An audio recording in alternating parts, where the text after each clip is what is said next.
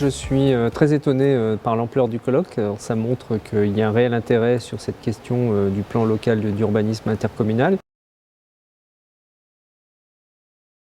PLUI, c'est plan local d'urbanisme intercommunal. Être l'occasion de mener une réflexion globale que l'on traduit dans un document d'urbanisme, mais je dirais que c'est la réflexion qui compte autant que le document d'urbanisme lui-même. Voilà, c'est ça qu'il va falloir faire. C'est un vrai chantier parce que c'est une nouveauté à l'échelle des collectivités locales. Et aujourd'hui, on le voit de plus en plus, la plupart de nos concitoyens peuvent par exemple vivre à un endroit, travailler à un autre endroit et se restaurer ou avoir des loisirs à un autre endroit. Mais ces endroits-là sont constitutifs d'un bassin de vie et qui représentent généralement une intercommunalité. Et le réel intérêt, c'est de pouvoir mettre tout ça en cohérence. Je pense que le premier réflexe de l'habitant à qui on va dire il y a une révision d'un document d'urbanisme va être de venir à la réunion pour se dire je veux regarder mon terrain, est-ce qu'il est constructible toujours ou pas s'il n'est pas déjà construit, et je vais regarder qu'est-ce qu'il en advient de mes voisins. Est-ce qu'on va me mettre un immeuble à côté de chez moi qui risque de l'habiter ou est-ce que je vais garder des espaces verts?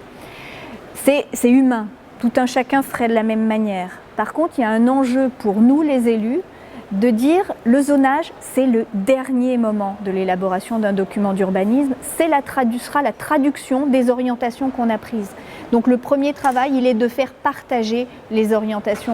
Il ne faut pas voir ça comme étant une perte de pouvoir de la part des maires. Les maires vont toujours conserver le pouvoir de signer les permis de construire. Par contre, ça permet un changement d'échelle et d'avoir une vision beaucoup plus large de la façon dont peut fonctionner son territoire. Et ça permet aussi de voir ce qui se passe chez le voisin. Une des premières choses auxquelles on peut s'attendre aujourd'hui, c'est peut-être que par rapport à ce que l'on constatait comme travers des PLU et que j'appellerais les effets de bord, c'est-à-dire le fait d'avoir tendance à repousser sur la périphérie de la commune tout ce que l'on n'a pas vraiment envie d'avoir près de soi, eh bien ces effets de bord vont bien entendu être réduits puisqu'on va avoir un périmètre qui sera totalement différent et bien sûr tout ce qui sera à l'interstice entre les communes va être traité de manière différente. Ça permet aussi à cette échelle-là de structurer une maîtrise d'ouvrage qui est beaucoup plus pertinente a priori, capable d'assurer les interfaces de manière, je dirais, efficiente, efficace entre les élus. Aujourd'hui, on a vu la croissance de la population, 4% par an sur 10 ans. Ça se traduit par des logements, ça se traduit par des déficits d'équipement dans certaines communes, par des déficits d'infrastructures et on n'a plus le temps d'attendre. On est sur un territoire qui aujourd'hui est un territoire attractif, très attractif, parce qu'on a un environnement exceptionnel, parce qu'on est à proximité de Genève.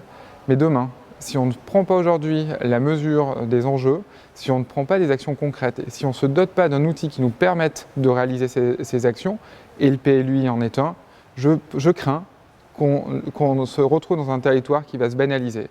C'est compliqué parce qu'au-delà de la vie propre de notre territoire, il y a les territoires voisins qui interagissent, Annecy, Annemasse, qui font que c'est des territoires qui sont plus chers que le nôtre, donc qui nous envoient de la population. Nous sommes à un point de non-retour. Nous avons l'obligation de garder les services. Donc nous souhaitons, et démographiquement, un pays où la population est relativement âgée, nous avons besoin d'accueillir de nouveaux habitants, mais dans un cadre préservé. Nous sommes aussi très vigilants pour conserver des paysages, un cadre de vie attractif. Effectivement, le tourisme, alors c'est pas la priorité, mais pour nous c'est quand même une grosse partie.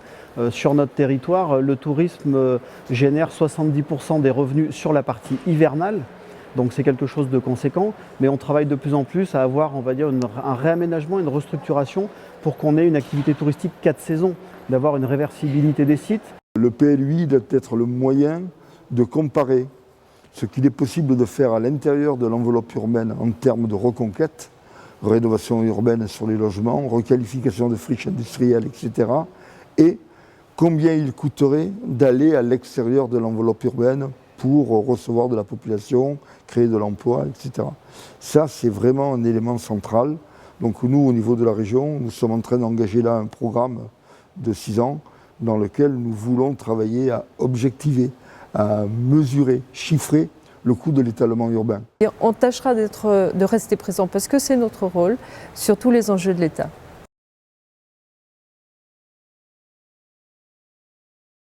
c'est important qu'on monte un club PLUI régional, parce qu'on voit que ces échanges d'expériences sont capitaux, importants, et je pense que ce club sera très fréquenté et que ça aidera les territoires à mûrir et à avancer. Nos agences d'urbanisme, donc Urba 3 aujourd'hui, Urba 4 demain, puisque la région va s'agrandir et qu'il y a une agence à Clermont-Ferrand. Urba 4, peut-être même après-demain Urba 5, puisque la Savoie engage une réflexion pour créer une agence d'Urba.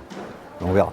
Mais donc il faut que les agences sachent faire des zones de service parce qu'on est capable d'accompagner la région dans ses missions de demain.